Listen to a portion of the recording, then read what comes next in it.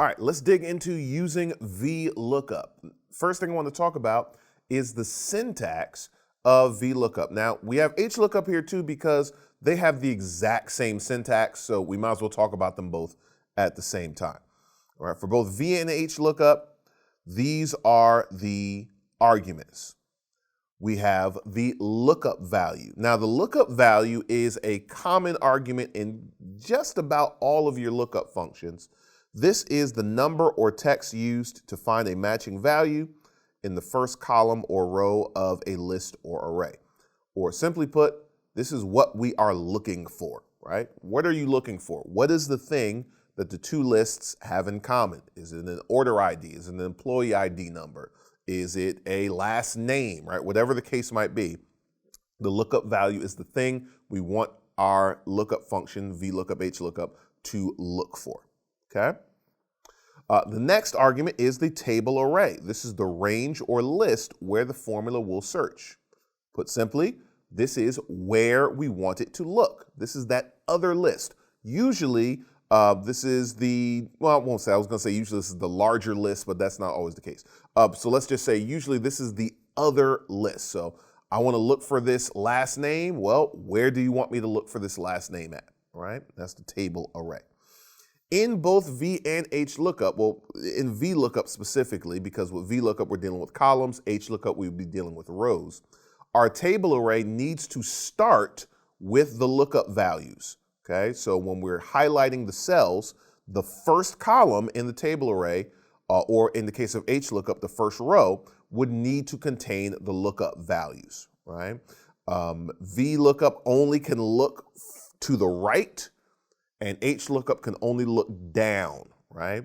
So this means if the values that we want to bring back come before the values we're looking up, we can't use V or HLOOKUP, right? So the table array has to start with the lookup values, and then of course the values that we're going to return would come after that in the array, right?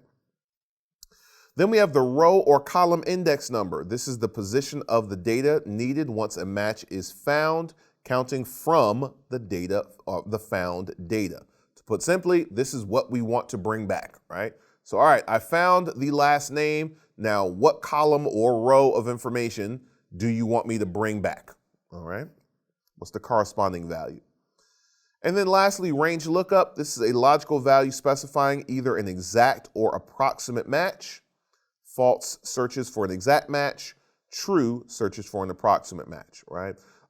So most of the time we want to have an exact match, meaning if I'm looking for the last name of McCrae, I want it to find exactly McCrae. And if it cannot find McCrae, I want it to bring back an error to let me know that that value does not exist. There are some specific cases where we might want to do an approximate match.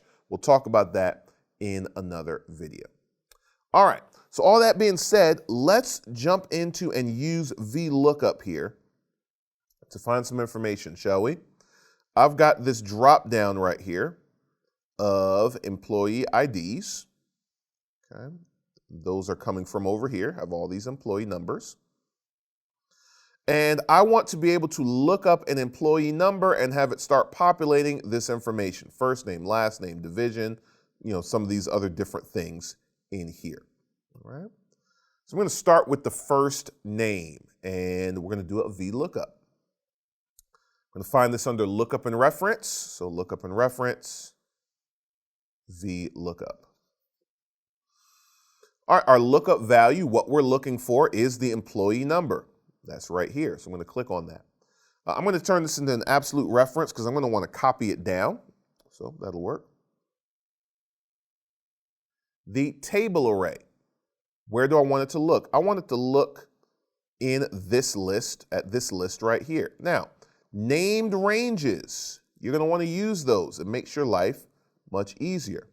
And I have a named range in here. Actually, I don't have a named range in here, so let's actually create one real quick. This is going to make my life easier. I have one for the columns, not for the whole range. So let's create a named range here. Call this employee data. Cool. All right, let's go back and start over. Lookup and reference, VLOOKUP. Looking up my employee number, Yes. I want to look in my employee data set that I have there, right? Makes life easier. If I didn't have that, I'd have to go highlight stuff, make it absolute. I don't want to do all that. Okay, column index number, value that I want to bring back. I'm going to look at my employee data. I want to bring back the first name.